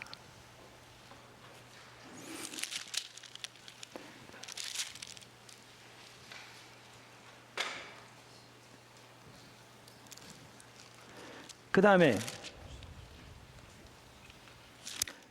예레미야 6장 12절 보면 하나님 심판하실 거라고 말씀하시죠. 13절, 이는 그들이 가장 작은 자로부터 큰 자까지 탐욕을 부리며 선지자부터 제사장까지 다 거짓을 행함이라. 그러니까 선지자건 제사장이건 작은 자부터 큰 자까지 다 거짓을 행한다는 거죠. 그럼 그 거짓은 뭘 두고 말하느냐? 그들이 내 백성의 상처를 가볍게 여기면서 말하기를 평강하다 평강하다나 평강이 없도다. 7장을 보십시오. 4절, 지금 안식일에 예루살렘 성전에 예배 드리러 오는 자들에게 하나님이 선지자 예레미야를 보낸 사실 말씀입니다. 예루살렘 성전을 두고 4절, 너희는 이것이 여호와의 성전이라 여호와의 성전이라 여호와의 성전이라 하는 거짓말을 믿지 말라. 8절, 너희가 무익한 거짓말을 의존하는도다. 그러면 이게 지금 뭐를 거짓이라고 그러냐면요, 보세요. 평강이 없는데 평강이 있다는 거예요. 근데 평강이 다른 게 아니고 그거예요. 아까 말씀드린 대로요, 제가 시간에서 못 찾아보는데 하나님께서 다윗 왕조에 계신 언약이 뭐냐 하면 그 가문과 나라를 하나님이 영원히 보존하고 그 왕위를 영원히 보존하고 그곳에 영원한 평강을 주시겠다는 거예요. 그리고 아까 예루살렘 성전에 하나님의 일인을 거기에 영원히 두시고 그 다음에 하나님의 눈과 귀가 영원히 거기에 머물러 있어서 그곳에 드리는 기도를 응답하시겠다는 거예요. 그러니까 그 당시 선지자, 제사장, 율법사, 서기관 할 것 없이 가장 작은 큰 자까지 평강을 전했다는 말은 뭐냐면요, 이겁니다. 그 예레미야 시대에 그 나라가 다윗의 나라였고요, 거기에 왕의 자리에 다윗의 자손이 몸을 앉아 있었고요, 그게 다윗의 가문이었고요, 그게 다윗의 나라였어요. 그러니까 하나님이 다윗 왕족이신 그 언약, 가장 핵심적인 언약의 기초에서 하나님이 이 나라를 지키실 겁니다. 이 나라를 보존하실 겁니다. 하나님이 약속하신 대로 이 나라를 영원히 보존하시고 이 왕위를 영원히 보존하시고 하나님이 이것을 축복하실 겁니다. 여러분이 성전에서 하나님이 친히 자기 이름을 두시겠다고 맹세하신 이 성전에서 하나님께 성대한 예배를 오늘도 드렸으니 하나님이 여러분의 기도를 약속하신 대로 들으시고 우리를 보호하시고 우리를 지키실 겁니다. 이렇게 외쳤습니다. 이걸 두고 하나님이 예레미야를 통해서 너희는 그 거짓말을 믿지 말라, 너희가 무익한 거짓말을 의뢰하는다, 이렇게 말한 겁니다. 이게 그 말입니다. 이게 그러니까 그 당시에 누가 이 말을 알아들었겠냐 그 말입니다. 어제 말씀드린 영적인 눈이 가려워지면 하나님의 말씀을 못 듣습니다. 아니 하나님의 성전을, 이것이 성전이란 말이 거짓말을 하는데 어떻게 믿겠냐고요, 그 말을. 뭔 말인지. 근데 이게 왜 거짓이었는 줄 아십니까? 그 당시에 종교적인 의식은 너무나 많았습니다. 근데 7장에 보면 신명기 30장에 말하는 대로 너희가 하나님께 착 달라붙어 있어서 하나님의 존재를 잘 사랑하고 하나님의 말씀을 지키며 하나님의 길로 행하고 하나님의 목소리를 청종하는, 그게 신앙의 본질이라고 돼 있는데 그 사람이 떠나 있었던 거죠. 그러니까 하나님 버린 거죠. 그러니까 예레미야 2장 13절에 이 백성이 두 가지 악을 보면 하나님 생수의 그놈이 나를 버린 것과, 근데 본인들은 자기들 하나님 버렸다는 사실을 모르지. 그 말이 무슨 말인지 모르니까 여전히 종교적 의식이 너무나 놀랍게 많이 하고 있으니까. 근데 하나님 관점에서 아무리 종교적 의식이 많아도 엘리 시대처럼 이사야 시대처럼 바리새인처럼 신앙의 본질에 떠나서 하나님 버린 거죠. 그러니까 하나님을 버리니까 약속이 거두어진 거죠. 심판이 다가오고 있는 거죠. 하나님의 그 성전도 폐하실 거라고 말씀하신 거죠. 근데 그들은 그 말을 못 알아듣죠. 못 알아듣죠. 그러니까 예레미야 23장에 이렇게 말씀하시잖아요. 23장에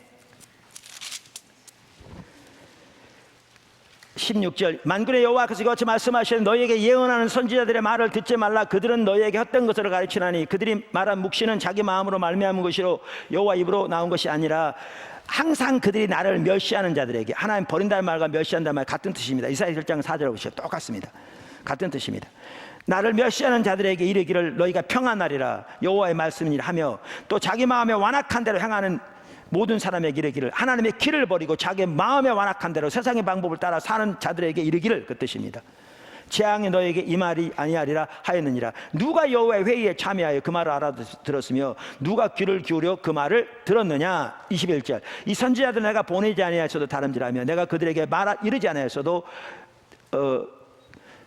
예언하였은즉 그들이 만일 나의 회의에 참여하였더라면, 나와 친밀한 교제 가운데 있었더라면, 그 말이죠, 내 백성에게 내 말을 들려서 그들을 악한 길과 악한 행위에서 돌이키게 하였으리라. 제가 자세하게 설명할 시간이 없는데요, 이 부분을 좀 더 자세히 알기 원하면 제 책 십자가 복음하고 예배 회복책에 자세히 설명되어 있습니다. 또 이걸 더 상세히 설명하기 위해서 거짓신앙책이라는 책이 따로 있습니다. 요단 출판사에 나왔는데 그것만 해도 몇 세 됐더라고요. 꽤 많이 팔린 책이죠. 그것만 하더라도 저는 그 거짓신앙책을 여러분들이 보시면 오늘 우리 현실을 볼 수 있다고 생각합니다.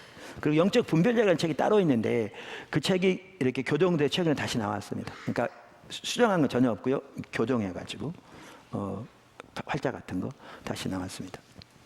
이제 그 보시면 됩니다. 그러니까 우리가 하나님의 약속을 붙들고 하나님께 기도하는 게 중보기도인데, 이거를 다루다 보니까 뭐를 반드시 봐야 되냐면 신앙의 본질과 하나님의 약속의 관계를 보아야 된다는 거죠. 이거 없이 그냥 약속만 붙들고 기도한다고 되는 게 아니라는 겁니다. 오늘 우리가 너무나 잘못 생각하는 거죠. 오늘날 뭔 말인지 아시죠? 이제 그걸 이해하고 난 다음에, 그러기 때문에 여기서 우리가 중보기도의 하나의 모델로서 볼 수 있는 게 뭐냐면 초기 솔로몬의 기도입니다. 이게 우리가 배워야 할 아주 중요한 중보기도의 본보기입니다. 이걸 감안하고, 사실 좀 더 시간이 있었다면 이걸 여러분에게 선명하게 설명을 드리면 더 보일 텐데 시간이 없기 때문에 제가 이렇게 요점만 하고 넘어간 겁니다. 많은 분들은 이해하시니까. 자, 초기 솔로몬의 기도이죠. 무슨 말 아시겠죠? 자, 그러면 왜냐하면 초기 솔로몬이라고 왜 그러냐면 솔로몬은 옳게 시작했다 나중에 타락한 사람이거든요. 그래서 초기 솔로몬을 말하는 겁니다. 우선 자, 제가 한 20분 내에 맞춰 보겠습니다. 원래 설교 시간이 9시 반까지인데, 그리고 30분 기도하고 10시 되게 마치는데, 자, 첫째, 그러니까 솔로몬의 본보기입니다. 중보기도의 본보기. 1.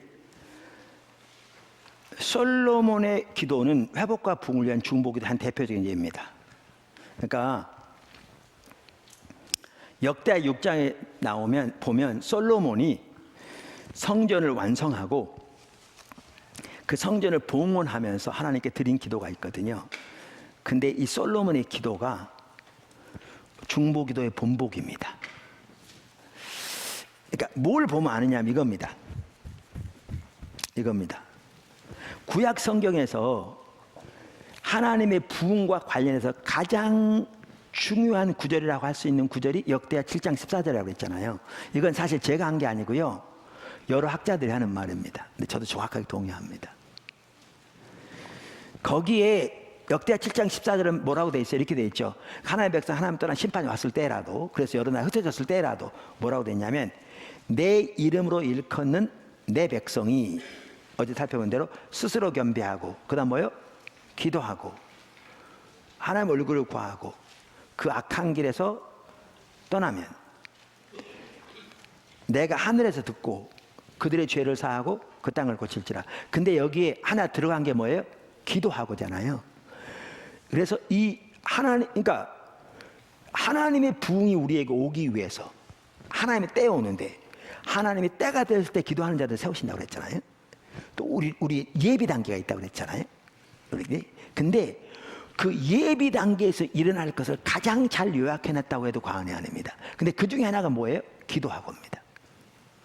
스스로 겸비하고 기도하고. 그러니까 스스로 견디하면 하나님의 길이 선명히 보여졌을 때 그 앞에 정직하게 동의하고 엎드리는 게 스스로 겸비하고죠. 이게 인식과 깊은 관련이 있습니다. 그 다음에 이게 뭐예요? 기도하고죠. 근데 이 기도가 오늘날 우리가 살펴보고 있는 중보기도를 의미하는 것을 명확하게 볼 수 있어요. 왜냐하면 여기에 이 기도가 솔로몬이 역대하 6장에서 한 그 기도를 말하거든요. 왜 그렇게 말하는지를 이렇게 보면요, 자, 우선 성전을 봉헌하면서 솔로몬이 기도한 내용이 6장에 나오거든요. 근데 거기를 보더라도 기도가 매우 강조되어 있는 걸 볼 수 있어요. 제가 사실 몇 구절만 읽어볼게요. 18절, 하나님이 참으로 사람과 함께 땅에 계시리까 보소서. 하늘과 하늘들의 하늘이라도 주를 용납하지 못하겠거든. 하물며 내가 건축한 이 성전이오리까. 자, 19절, 그러나 나의 하나님 여호와여, 주의 종의 기도와 간구를 돌아보시며 주의 종이 주 앞에서 부르짖는 것과 비는 기도를 들으시옵소서. 사실 성전은 기도하는 집이거든요. 그러니까 예수님도 그 모든 짐승을 쫓아내시면서 내 아버지 집은 만민이 기도하는 집이라고 했잖아요.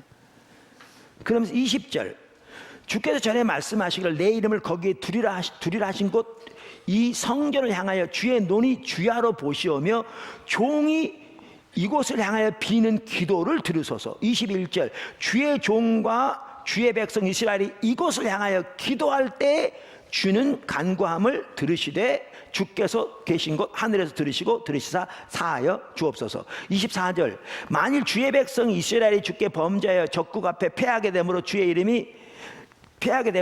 이름을 인정하고 주께 돌아와서 이 성전에서 주께 빌며 간구하거든 주는 하늘에 들으시고 주의 백성 이스라엘 죄를 사하시고 그들과 그들의 조상들에게 주신 땅으로 돌아오게 하소서. 26절, 만일 그들이 주께 범죄함으로 말미암아 하늘에 닫히고 비가 내리지 않는 주의 벌을 받을 때 이곳을 향하여 빌며 주의 이름을 인정하고 그들의 죄에 떠나거든 주께서 하늘에 들으사. 보면 이렇게 하나님 떠났을 때 저들이 기도하면 들으시고 기도하면 들으시고 기도하면 들으시고 기도하면 들으시게 돼 있죠, 이곳에서. 그렇죠? 자, 이렇게 기도했을 때 하나님이 영광으로 임하십니다. 거기 보면 그 7장에 보면. 그리고 하나님이 밤에 임하십니다. 그리고 하나님이 솔로몬이 그동안 기도한 내용을 종합해서 말씀하십니다. 너희가 나를 떠나서 적국에 흩어졌을 때라도 내 이름을 일컫는 내 백성이 스스로 겸비하고 기도하고 하나님의 얼굴을 구하고 그 악한 길을 떠나면 내가 회복시키겠다. 그러면 이 기도하고가 6장에 나오는 기도를 의미한 걸 명백하게 알 수 있습니다. 연결이 딱 되죠.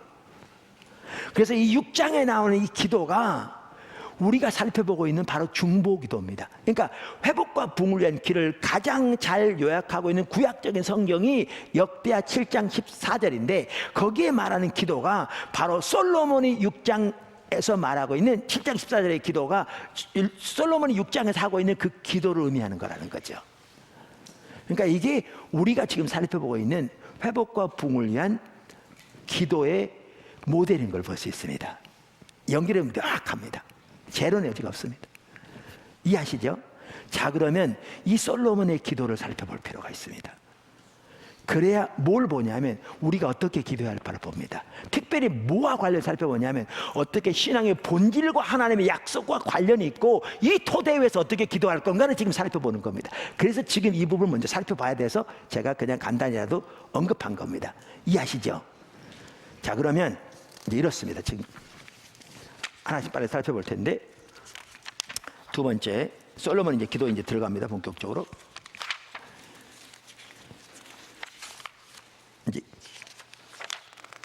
그러니까 이제 솔로몬의 기도만 따진다면 뭐 첫 번째인데, 첫째, 솔로몬은 신앙의 본질 가운데 행했습니다. 이게 중요합니다. 하나님의 모든 약속은 우리가 신앙의 본질 가운데 행할 때 주어지게 되어 있다니까요. 솔로몬은 신앙의 본질 가운데 행했습니다. 자, 역대상 28장 9절에 보면요, 이게 다윗의 유언과 같은 거예요. 솔로몬에게 성전을 짓는 걸 부탁하면서 하는 말이에요. 그러면서 이렇게 말해요. 내 아들 솔로몬아, 너는 내 아버지 하나님을 알고. 그러니까 가장 먼저 부탁하는 게 뭐예요? 내 아버지 하나님을 알아라. 하나님 아는 게 핵심이거든요. 그러면서 그리고 온전한 마음과 기쁜 뜻으로 섬길지어다. 그러니까 예배한다는 말도 포함되고요, 섬긴단 말이죠. 여호와께서는 모든 마음을 감찰하사 모든 의도를 아시나니 내가 만일 그를 찾으면 만날 것이요. 보세요, 하나님을 아는데 가장 필수적인 요소가 뭐냐면 하나님 찾는 겁니다. 그래서 그 따로 나온 겁니다. 하나님 찾는 겁니다. 찾으면 만날 것이요. 그 다음에 뭐예요? 내가 만일 그를 버리면 그가 너를 영원히 버리시리라. 사실 하나님 찾지 않으면 하나님 떠나게 됩니다. 여기도 볼 수 있듯이. 자, 이런 아버지의 유언을 따라서 그랬는지 몰라도 이건 유언과 같은 거예요. 실제로 바로 죽는 순간 아니지만 그 내용을 보면 그랬는지 몰라도 초기에 솔로몬 하나님을 찾았습니다. 그게 어디 나오냐면 역대하 1장에 나옵니다. 역대하 1장에. 역대하 1장에 보면요, 솔로몬은 그 당시에 1절부터 3절까지 보면 그 당시 그 국가의 리더들을 다 데리고 기브온 산당에 있는 회막으로 갔습니다. 그 회막에 모세 질서를 따른 회막이 거기 있었습니다. 거기 나갔습니다. 근데 5절에 이렇게 돼 있죠. 5절에 옛적에 후레 손자 우리 아들 부살렐이 지은 놋제단은 여호와의 장막 앞에 있더라. 솔로몬이 회중과 더불어 나아가서 그랬죠. 그러니까 우리말 성경에 그냥 나갔다 그러니까 그냥 나갔다 이렇게 되는데요. 이 번역이 요 단어가요, 킹제임스 성경, RSV 성경, NIV, ASV 등 주요 영어 성경들이 뭐라고 번역하고 있는가 하면 이렇게 돼 있어요. 솔로몬이 그곳에서 하나님을 찾았다 이렇게 돼 있어요. 그러니까 솔로몬이 하나님께 물었다, inquired of him. 그러니까 하나님께 묻는 게 하나님 찾는 것이 한 부분이거든요. 그러니까 솔로몬이 그 부하들과 함께 주요 리더들과 함께 기브온 산당에 갔는데 단순히 제사 지러 간 게 아니고요, 뭐하러 갔어요? 하나님을 찾으러 갔어요. 하나님 찾으러. 그러니까 그만큼 초기에는 그 하나님 찾았어요. 우리가 하나님을 찾아야 하나님을 알아요. 그래서 하나님 찾는 게 핵심이에요. 결국은 그게 본질이에요. 가장 중요해요. 찾았어요. 그랬더니 하나님이 그를 만나 주셨죠. 아까 다윗이 말한 대로 하나님 찾는 자에게 만나 주셨다 그랬잖아요. 그러니까 다윗이 하나님, 솔로몬이 하나님을 찾았더니 하나님이 그날 밤에 솔로몬에게 임하셨어요.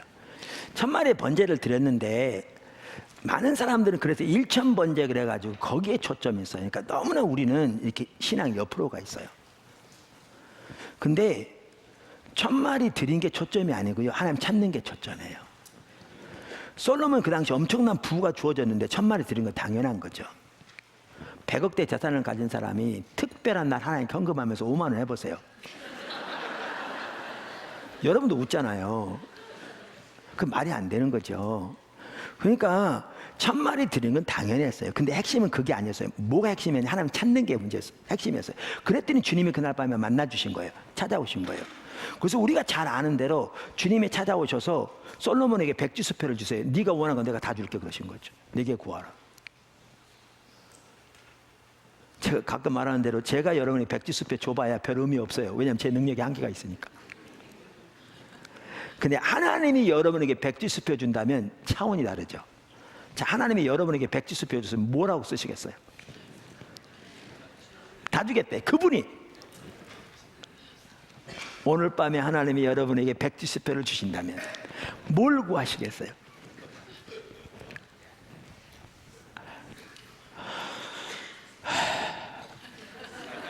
생각도 좀 해보고 리스트를 만들어서 돈부터 시작해서 돈도 얼마를, 하나님은 돈이 어마어마하십니까? 100억대, 1000억대, 조, 백조, 천조, 경. 근데 솔로몬은 뭘 구했냐면요, 잘 아시죠? 지혜를 구했어요.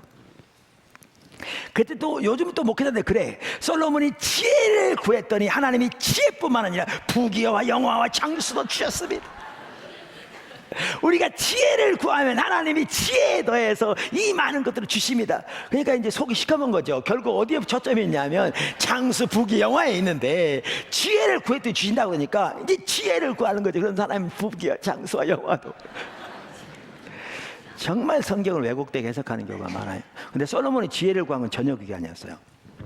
그렇게 하나님 백지수표를 주셨는데요, 솔로몬이 이렇게 구했어요. 역대하 1장 8절에서 10절에 보면 이렇게 구했어요. 솔로몬이 하나님께 말하되 주께서 전에 큰 은혜를 내 아버지 다윗에게 베푸시고 내가 그를 대신하여 왕이 되게 하셨사오니 여호와 하나님이 원하건대 주는 내 아버지 다윗에게 허락하신 것을 이제 굳게 하소서. 이게 여기 지금 허락하신 게 뭔지 아세요? 이게 사무엘하 7장에 나오는 그 언약을 말해요. 이게 그 언약. 굳게 지키소서, 굳게 하옵소서. 주께서 나를 땅에 티끌같이 많은 백성의 왕으로 삼으셨사오니 주는 이제 내게 지혜와 지식을 주사 이 백성 앞에서 출입하게 하옵소서. 이렇게 많은 주의 백성을 누가 능히 재판하리 하니, 여기를 보시면 두 가지가 명확해요. 솔로몬은 이스라엘 백성이 하나님의 백성인 것을 명백하게 인식하고 있어요. 또 하나는 솔로몬은 하나님이 자기를 이 백성을 다스리도록 세우신 것을 명백하게 인식하고 있어요. 그리고 솔로몬은 이 하나님의 백성을 하나님의 길로 인도하기 위해 하나님의 지혜와 지식을 구해요. 백지수표 줬는데 오늘 우리가 너무너무 다르죠. 이게 하나님 얼굴을 구하는 사람의 자세예요. 완전 다르잖아요. 여러분, 우리나라에 있는 목회자들이요, 그냥 말로가 아니라 여기 솔로몬처럼 교회에는 하나님이 예수님의 피로가 앞지고 사신 하나님의 교회인 것을 명백하게 인식하고, 일이 지적으로가 아니라 가슴에 성령의 조명으로 인식하고, 하나님이 자기를 전적인 하나님의 은혜로 그들을 인도하도록 목자로 세우신 것을 인식하고, 이 하나님의 백성을 하나님의 길로 인도하기 위해 하나님의 지혜와 지식을 구하여 주님을 찾아 선다면 한국교회는 완전히 바뀔 거예요. 이게 간단한 내용이 아닙니다. 하나님이 백지수표 주겠다고 그랬는데 이걸 구한 겁니다. 이게 올바른 자세인 겁니다. 이게 하나님 찾는 자세입니다. 이게 하나님 찾는 핵심적인 자세죠. 이렇게 구했더니 하나님이 하신 말씀이 이겁니다. 그 다음에 11절 보시면 하나님이 솔로몬에게 이르시되, 하나님 나타나서 하신 말씀이죠. 이르시되 이런 마음이 내게 있어서 부나 재물이나 영광이나 원수의 생명 멸하기를 구하지 아니하고 장수도 구하지 아니하고. 여러분, 이게 뭔 줄 아십니까? 사람들이 일반적으로 구하는 겁니다. 왕들이 일반적으로 구하는 겁니다. 왕이 되면, 대통령이 되면 뭘 구합니까? 국가의 부강을 구하죠. 국가의 안정을 구하죠. 원수들의 멸망을 구하죠. 그 나라가 그러니까 강대국 대위를 구하고 원수로부터 보호되기를 구하죠. 이게 사람들이 구하는 겁니다. 근데 하나님은 그러신 거죠. 네가 그거 구하지 않고. 또 하나 여기 읽어보면요, 하나님을 찾았기 때문에, 이제 내 모세를 보아도 아시는데 하나님 찾았기 때문에 솔로몬이 정확하게 하나님의 관점과 동일한 관점을 가지고 있는 걸 볼 수 있어요. 보시면 이렇게 말해요.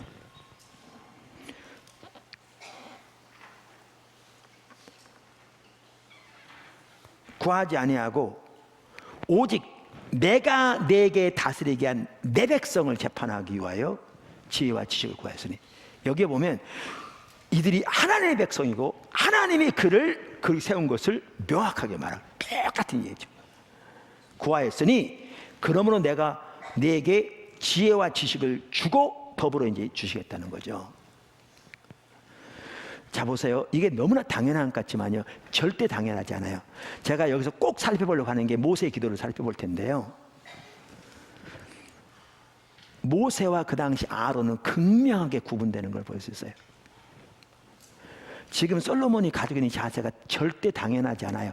오늘날 제가 말씀드렸잖아요, 저를 포함해서 우리 모두가 오늘날 목회자들 하더라도 이 솔로몬이 가지고 있는 이 이해를 머리로가 아니라 진정으로 우리 가슴으로 가지고 그렇게 주님을 구한다면 이건 완전히 교회는 달라지게 돼 있어요.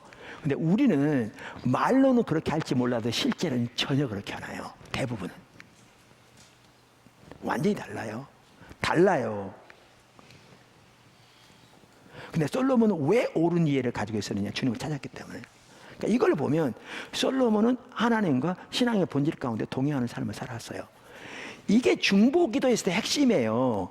이 삶을 살지 않고 그냥 약속만 붙들고 기도한다고 이루어지는 게 아니라는 거예요. 왜냐하면 우리가 살펴보면 중보기도 하나님의 약속과 밀접한 관계가 있거든요. 그래서 이걸 살펴봐야 되는 거죠.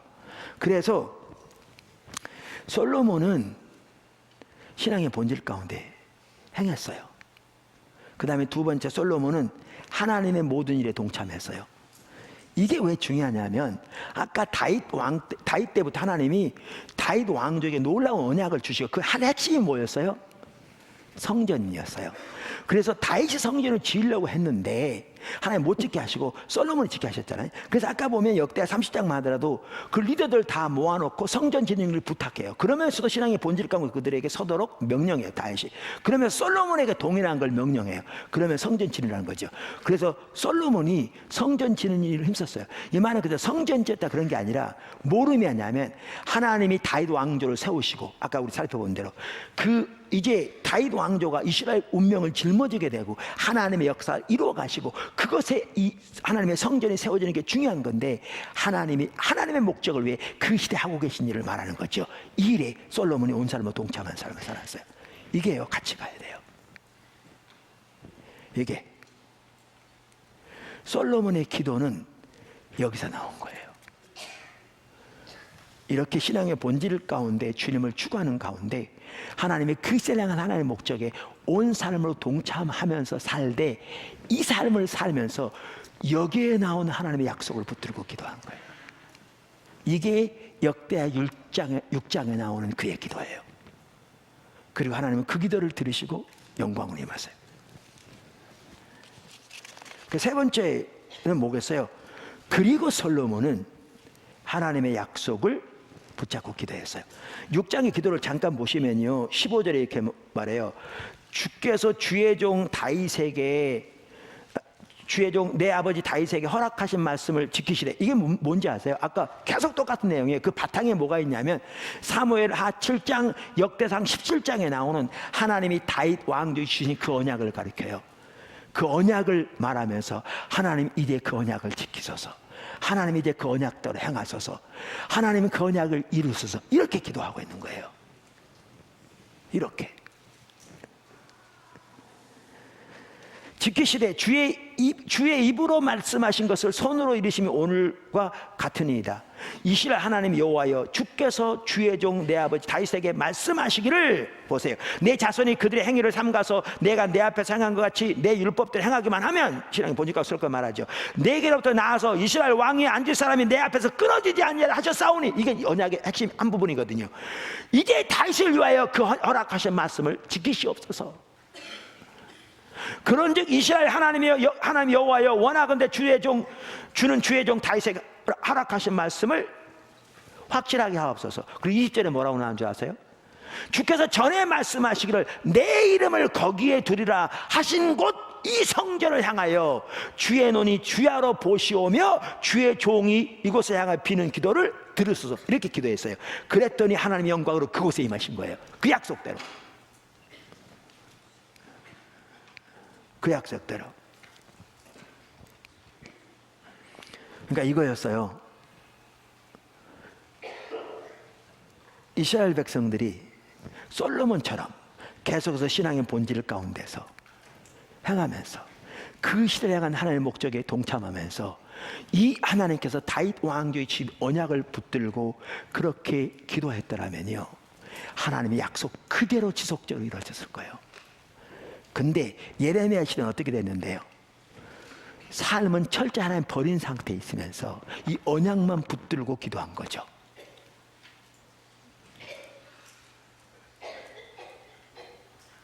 그리고 종교적인 지도자는, 선지자 제사장들은 하나님의 백성들 하나님 버린 상태인데 그 사실을 인식하지도 못하고 성경에 나와 있는 이 언약만 붙들고 그들에게 축복과 그들에게 하나님의 보호하심과 그들에게 하나님의 평강과 그들에게 하나님의 지키심을 선포한 거죠. 그러니까 하나님은 그걸 거짓이라고 그런 거죠. 그런 거죠. 그래서 오늘날 우리가 반드시 배워야 할 기도 중에 하나가 뭐냐면 초기의 솔로몬의 기도예요. 철저히 하나님을 찾는 가운데 신앙의 본질 가운데서 하나님과 동행하는 삶을 살면서 이 시대를 향한 하나님의 목적에 온 사람을 동참하면서, 그러면서 하나님의 약속을 붙들고,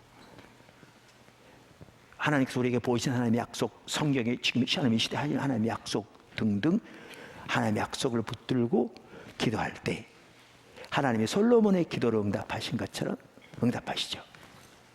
하나님 솔로몬의 기도를 응답하셨어요. 7장에 임하셔서 응답하셨어요. 할렐루야. 그래서 우리가 오늘 그 신앙의 본질과 하나님의 약속을 살펴보면서 이 솔로몬의 기도를 살펴봤습니다. 솔로몬의 기도를 본받는 저와 여러분이 되기를 바랍니다. 마쳤습니다. 아멘. 우리 하나님께 박수 한번 치시죠.